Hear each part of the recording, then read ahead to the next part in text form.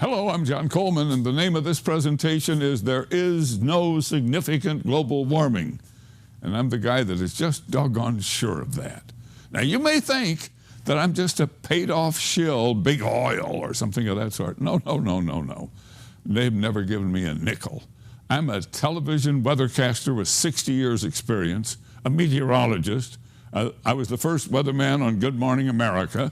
I'm the man who founded the Weather Channel, and this is my accomplishment. Broadcast Meteorologist of the Year from the American Meteorological Society, of which I was a professional member for many years. I finally quit the AMS when it became very clear to me that the politics had gotten in the way of the science, and it was time to talk about something else. Now, did we have a winter or what in 2013-14? Oh, man, did we ever.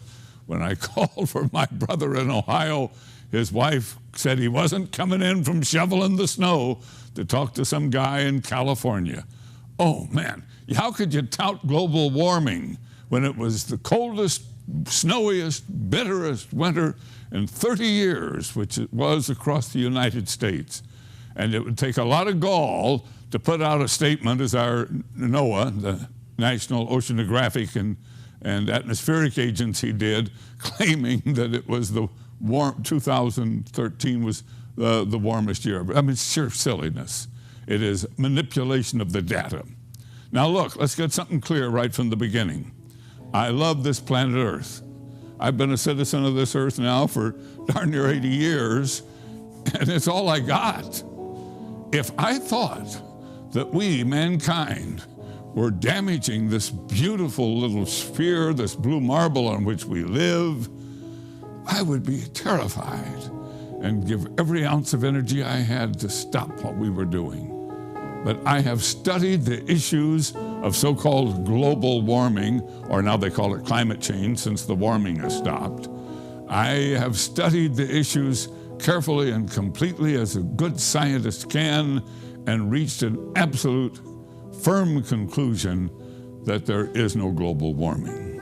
Now, this Earth, it's spinning around the sun at 17,000 miles per hour. It is traveling with the sun in our little spiral off the Milky Way galaxy at over 100,000 miles an hour. And that galaxy is flying out in the universe as the Big Bang continues to expand the universe. And we are all traveling very, very fast. And what a ride. The Earth has been traveling for 4.5 billion years. And as best I can tell, it's going to stay just fine for another 4 billion years. But wait a minute. During that period, we have had ice ages, and we have had interglacial periods, and we're going to continue to have those natural variations in climate. But man-made climate change, I'm sure it's not going to happen. That's why I sent out this tweet today. This tweet went out to Al Gore. It went out to the Intergovernmental Panel on Climate Change of the United Nations, to the Sierra Club, to the Democratic Party National Committee. And what it said is, where is your so-called global warming? Because if you chart the temperatures, you can go back into the 70s and come up to today, and there's almost no warming.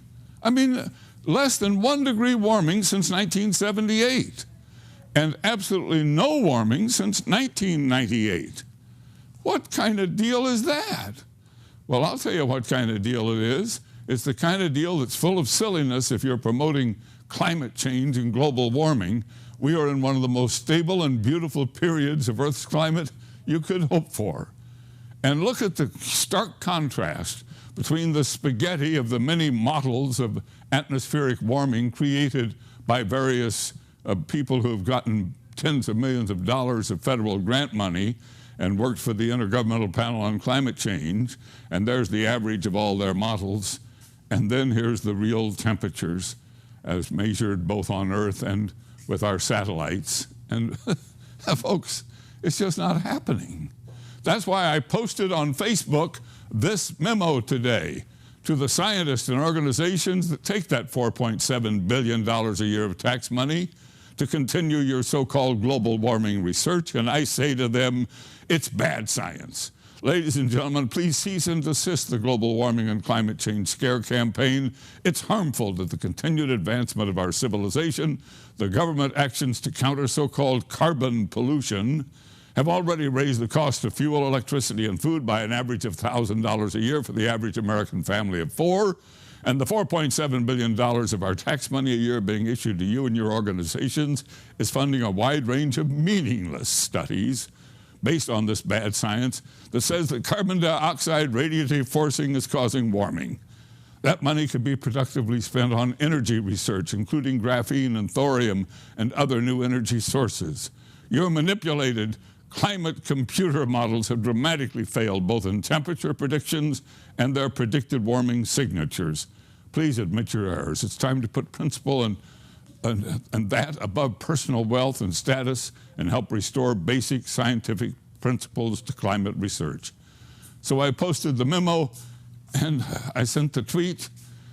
But you know, I know that you are highly skeptical of what I'm saying. How can you believe me when you see this constant stream of global warming news reports day after day, year after year, printed on the internet sites, and all the newspapers? They still print with ink on paper and roll it up and throw it in your driveway and send it in a magazine. And it's full of this stuff. I mean, it's just full of it. Even our government, our National Oceanographic and Atmospheric Agency of the federal government, has established websites to promote climate change. And of course, the New York Times, it's been leading that all along. And that's the power of money. That $4.7 billion a year is buying all of this bogus research that is leading to all of these bogus reports. So let me just give you the hard, cold facts. I showed you this when I tweeted it. There isn't any warming going on. There hasn't been. Nothing significant is happening. Oh, we have extreme natural variations in temperature. That's a hard, cold fact. But this recent warming, it's no different than the warming that has occurred many times before naturally.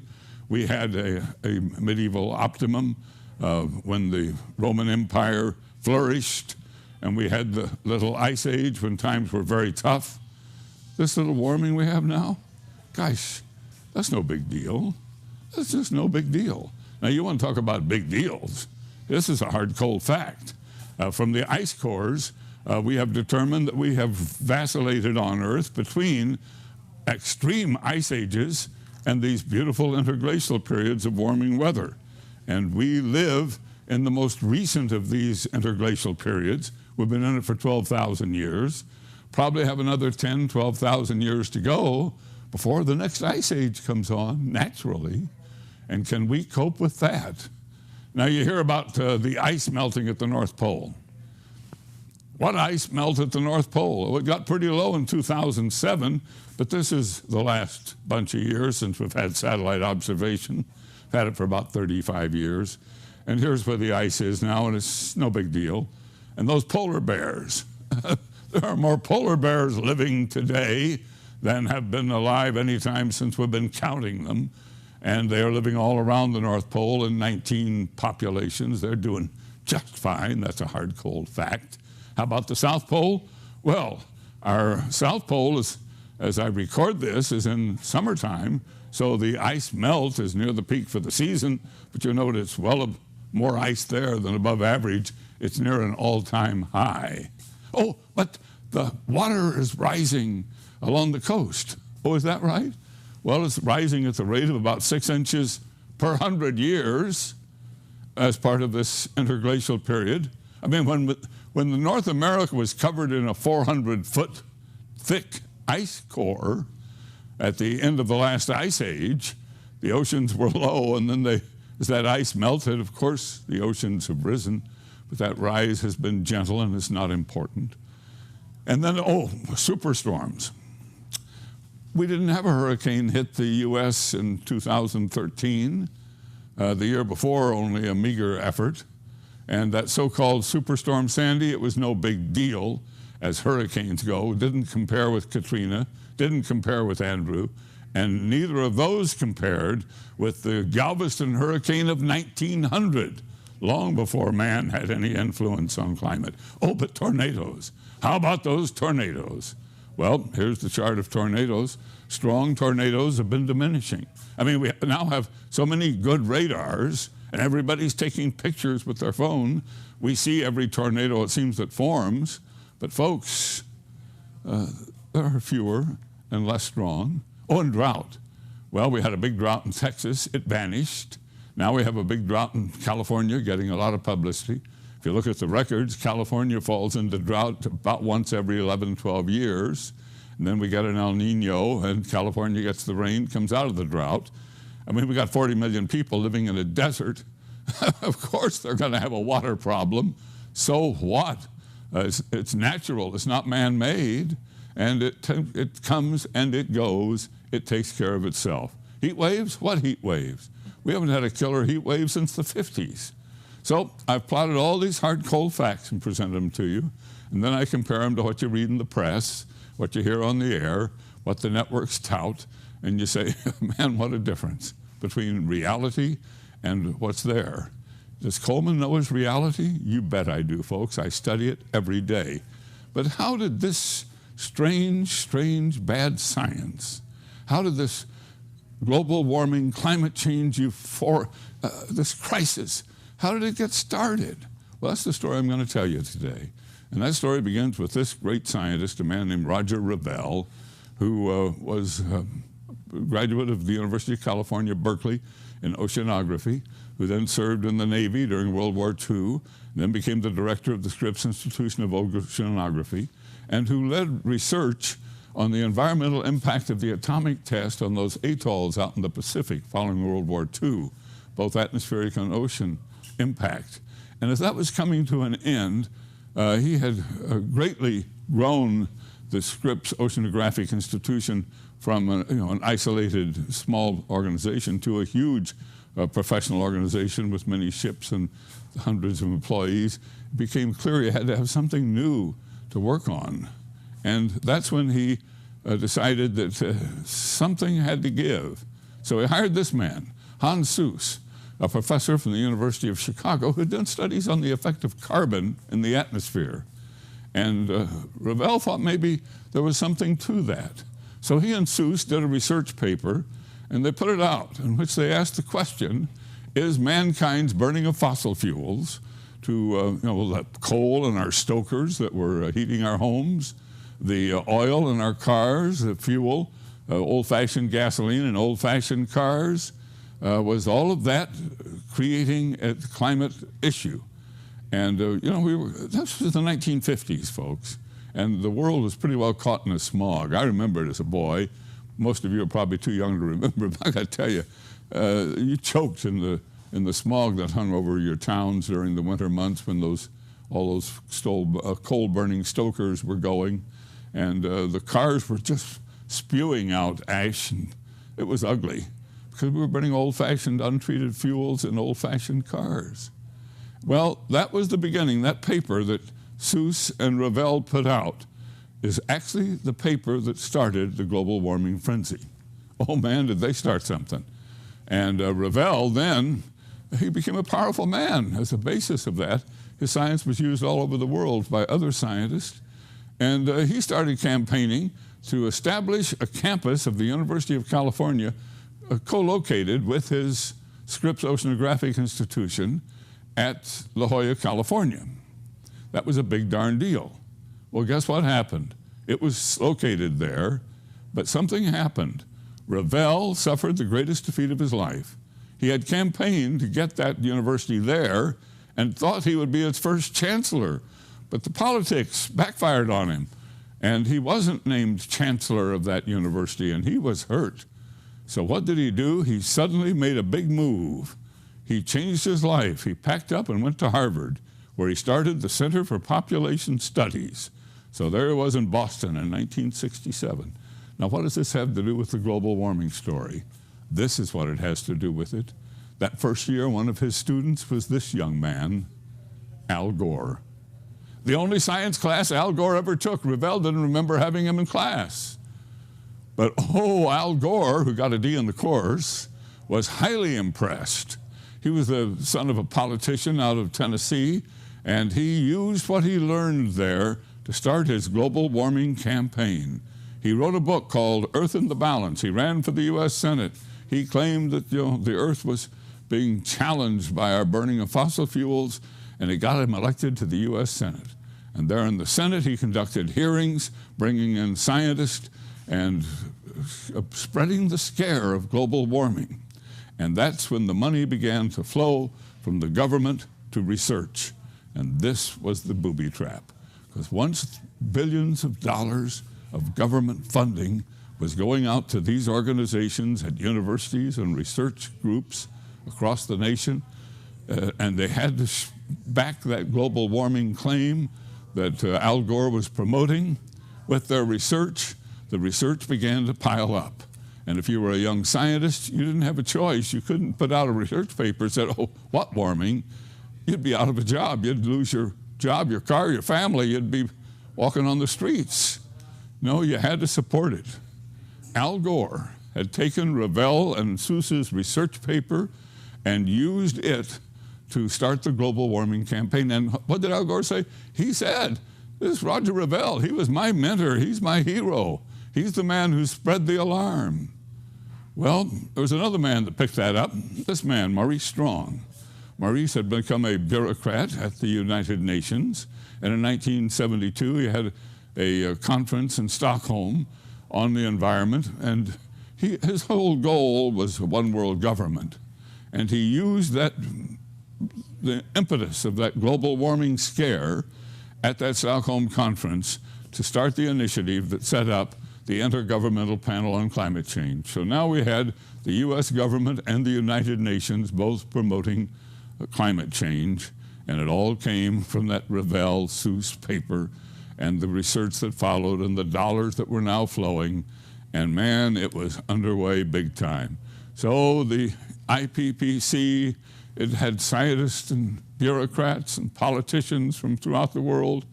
It had the World Wildlife Federation, the Sierra Club, all the environmentalists, and they all got together and they voted that global warming was for real. Well, I got to tell you something. You don't settle science by a vote. It's not a political issue. It's not a vote. It's science. But never mind. They put out their reports, and they spent a lot of time telling us how we were destroying planet Earth. And they had fancy meetings in tropical locations throughout the world. And the scientists who supported global warming got the paid vacation trips to these big meetings and got to write these books and have their names and their careers. And man, it was a big deal. And what did Al Gore do? Well, he wrote a second book about global warming called An Inconvenient Truth. And we all know what became of that. His liberal friends in Hollywood turned that into a documentary, a sci-fi documentary, I might add, all about global warming. And they voted themselves an Oscar, Best Documentary Film of the Year in 2007.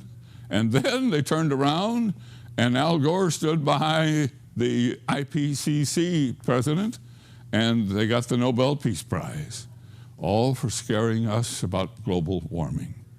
So Gore's movie, An Inconvenient Truth, became an absolute mainstay in American schools. How many times did you see it when you were going to school? Over and over and over again. And the global warming frenzy had truly reached its peak when all of that happened. Well, what happened with this man, Roger Revell, who had started it all, the great scientist? Well, he had kind of lost interest in this population study center at Harvard and missed San Diego, I guess, and the beautiful Southern California climate. And he swallowed hard for his defeat there, and he came back to the University of California, San Diego as a professor. And there he wrote these letters, and I want you to look at them. The first one goes from his desk to U.S. Congressman Tim Wirth.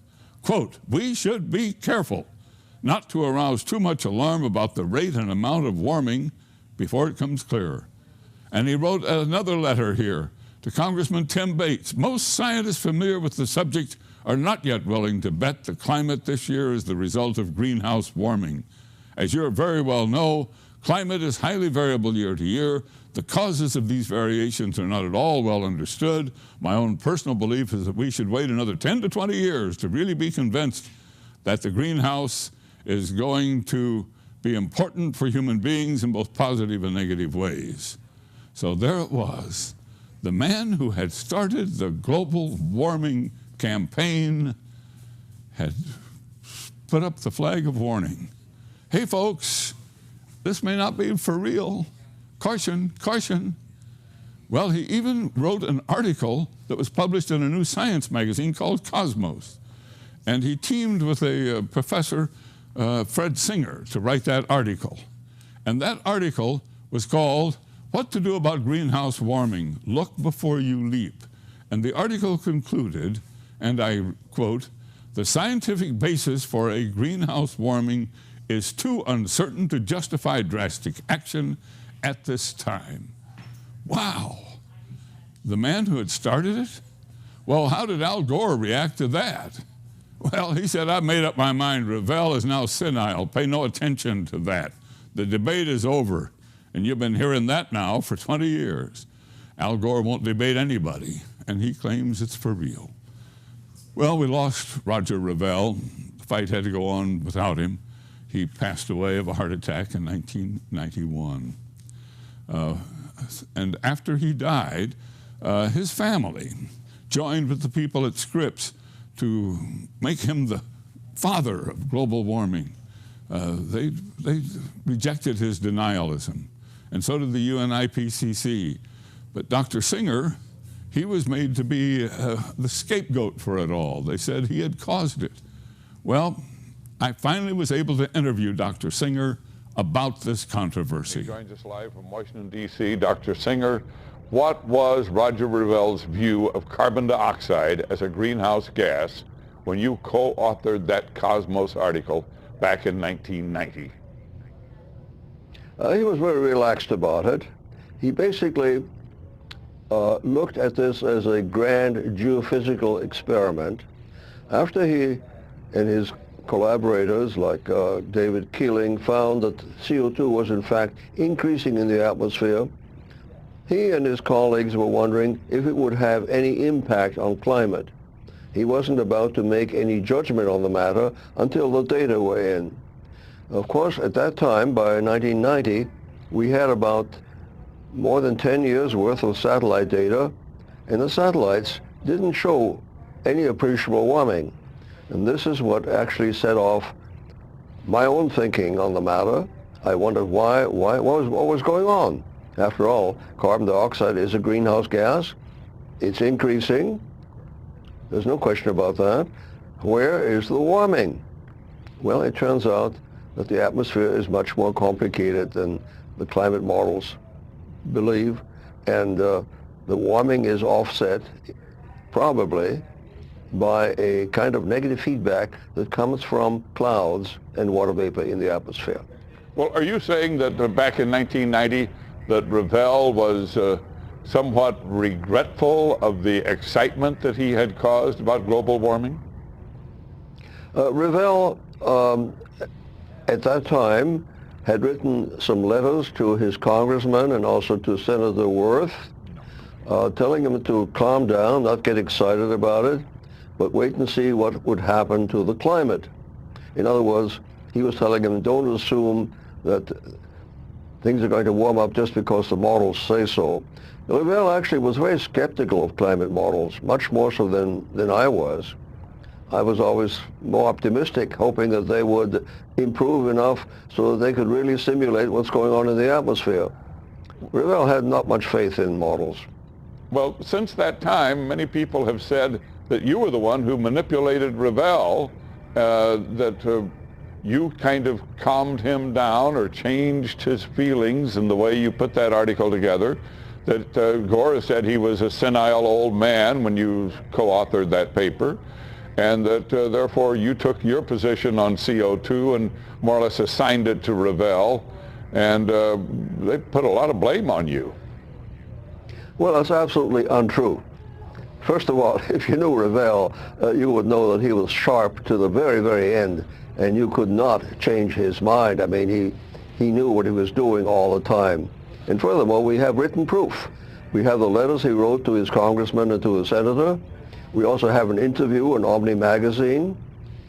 So there's plenty of evidence to show that he was quite independent-minded and that he didn't believe in global warming until the data would show him a warming. And by 1990, they really weren't. That is, the satellite data were not showing a warming. Did you and Revell talk about Gore at all? Actually, no, we never did, come to think of it. We only discussed the science. Revell's politics was very different from mine. He was, I think, a supporter of Gore. He was a liberal Democrat by inclination, and I think in every other way. But when it came to science, we completely agreed. Interview that I had with Dr. Singer. Now, he's not the only scientist, please understand this, who questions this global warming frenzy, this climate change scare. In fact, there are 9,000 PhDs that have signed a petition denying that CO2 is causing global warming. There's 31,000 scientists in total who have signed that petition. There is a whole organization of them. A huge group from NASA recently wrote to the United Nations and to the U.S. Congress saying, please stop the global warming scare. There is a strong movement opposed to global warming. You don't hear about it in the media because, you know, the media has that Al Gore liberal bias, so it becomes very tough. And at the Scripps Institution of Oceanography, Al Gore was a hero, and they proved it. They gave him the first Roger Revell Award. Honored tonight at Scripps Institution of Oceanography. He was given an award in recognition of his environmental work. KUSI's Tom Jordan is live in La Jolla with more on that. Tom? Paul, Al Gore was the first ever recipient of the Roger Revell Prize here at Scripps Institution of Oceanography, honored tonight for his work in environmental preservation. A rousing welcome for a man continuing his campaign on environmental awareness and protection. Former Vice President Al Gore being honored for his efforts with the first ever Roger Revell Prize. I want to express my very deep and genuine gratitude for this honor. The award presented at this dinner marking the 100th birthday of the late Roger Revell, who headed Scripps Institution of Oceanography from 1950 to 1964. Gore studied under Revell at Harvard University in the 1960s and credits him for igniting his passion on the environment. As a former student, still a student, trying to learn, but still inspired by a great teacher who was a great scientist and a great man. Roger Revell's work back in the 1960s was at the time considered revolutionary. Today, many scientists consider that work almost prophetic. And at that time, they wrote a short report, and we were told it was a very short report, saying that climate change is becoming an issue, the Earth is heating up, and therefore something needs to be done about that. Al Gore says he was deeply moved by Revell's early work. He now considered at the forefront of the global warming movement. A Nobel Peace Prize winner, an Oscar-winning documentarian, all from his work on the environment. Now he adds a new distinguished and personal honor to that list. I am deeply, deeply grateful. And tonight's celebration was part of 3 days of celebrating the life of Roger Revell. Roger Revell would have been 100 years old tomorrow. We are live in La Jolla. I'm Tom Jordan, KUSI News. Thanks, Tom. John Coleman believes there is no significant man-made global warming, and he travels the nation speaking on the topic. John has some insights now on Roger Revell's scientific research and the effect that it had on Al Gore. John? Well, Revell was a powerful man, a noteworthy scientist, and a significant force here in San Diego in the 1950s. There's no doubt that he's largely responsible for the high status of the Scripps Institute of Oceanography in its field, and for locating the University of California at San Diego, UCSD, at La Jolla. While serving as director of Scripps, Revell and one of his researchers wrote the first modern scientific paper that linked carbon dioxide released in the air from the burning of fossil fuels and the greenhouse effect and the warming of temperatures. Well, this triggered an avalanche of research that eventually became the impetus behind the United Nations Intergovernmental Panel on Climate Change and the entire global warming movement. In the 1960s, Revell moved to Harvard to establish a Center for Population Studies. This is where Professor Revell encountered student Albert Gore. He involved Gore and his classmates in the tabulating of data from a carbon dioxide study. Gore was so impressed, he wrote about it in his 1992 book, Earth in the Balance. That became the story for the movie An Inconvenient Truth, the Oscar and the Nobel Peace Prize, and some people say $100 million all came from that. There is no doubt Roger Revell had a major impact on Vice President Gore's life. But there's a twist. In 1988, Roger Revell was having second thoughts about whether carbon dioxide was a significant greenhouse gas. He wrote letters to 2 congressmen about it. And in 1991, he co-authored a report for the new science magazine Cosmos, in which he expressed his strong doubts about global warming and urged more research before any remedial action was taken. At that point, Mr. Gore pronounced Revell senile and refused to debate global warming. He continues to refuse to debate. Many offers of thousands of dollars have been made for debate. He refuses. Today, Gore sequestered the media at this event, and he set forth rules: no questions, no interviews. I have learned that in 1991, Roger Revell made what was his final speech at the high-powered, very private summer enclave of powerful men and politicians at the Bohemian Grove in Northern California. There he apologized for his research, for sending so many people in the wrong direction on global warming, and he worried about the political fallout from the UN IPCC and Al Gore. A man named Don Michael Schmedman, who lives in the San Francisco area, was there that day, and he remembers the Revell speech very well. He has told me about it in some detail. So think of the irony. Today, Al Gore received the first Roger Revell Award, honoring the man who sent him on his global warming campaign. But Revell had realized that it was a false alarm and that the science was flawed before he died. Revell died of a heart attack in 1991. It would be interesting to know that if he had lived, would he be approving of the award that was given tonight? Or perhaps would he be joining me at the International Conference of Global Warming Skeptics in New York next week? If you want to read the article on global warming that I have written, you can go to KUSI.com, click on Coleman's Corner. John, this is really interesting. We haven't heard this information at all before. Well, I've done a lot of digging over the last year to find all of this, and it really fascinated me when I stumbled across the Bohemian Grove speech. It's not documented anywhere. This is the first time your orbits have crossed, you and Al Gore. You're both in the same city for 24 hours, and we couldn't get the two of you to meet. Well, no, Mr. Gore, of course, was a former vice president. He's a man who got 52 million votes for president, served very honorably as a politician. I think he would have little regard for me. But you'd like to debate him, wouldn't you? Well, sure, I'd love to debate him, but you understand, this isn't political. I'm a journalist and a meteorologist. My interest is strictly in the science. Thank you, John. Thank you. So that's the report. And I'm sure you're wondering, why haven't I heard all of this before? Why isn't the media full of it? Why do I keep hearing about global warming and its threat to our civilization? Well, it's $4.7 billion a year of our tax money, and that's the power of money. Now, everything I've had in this report is posted, including the complete interview with Dr. Singer. You only saw part of that interview.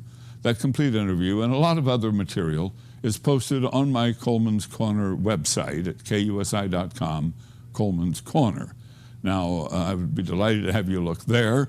I'm also a regular reader of a site called What's Up With That, where my friend Anthony Watts hosts any number of skeptical papers on global warming. The research flows there on a daily basis. Now, what's going to defeat this global warming scare? I don't think it's like it's like David and Goliath. I don't think we can defeat $4.7 billion, the Democrat Party, the United Nations, and the Sierra Club and the Wildlife Federation and all of them. They just claim that we're deniers and old goats, and they think we're bought and paid for by the big oil companies, which we are not. Don't have anything to do with them. But I don't think we can defeat them. You know what's going to defeat them? Time. A few more bitterly cold winters, a turn toward a colder climate. When the global warming fails to materialize in time, people will begin to believe. And I have noted that a recent Gallup poll shows that more and more people are saying global warming, that's not the big deal. We got a lot of big deals going on, you know, employment, jobs, government too big, that sort of thing.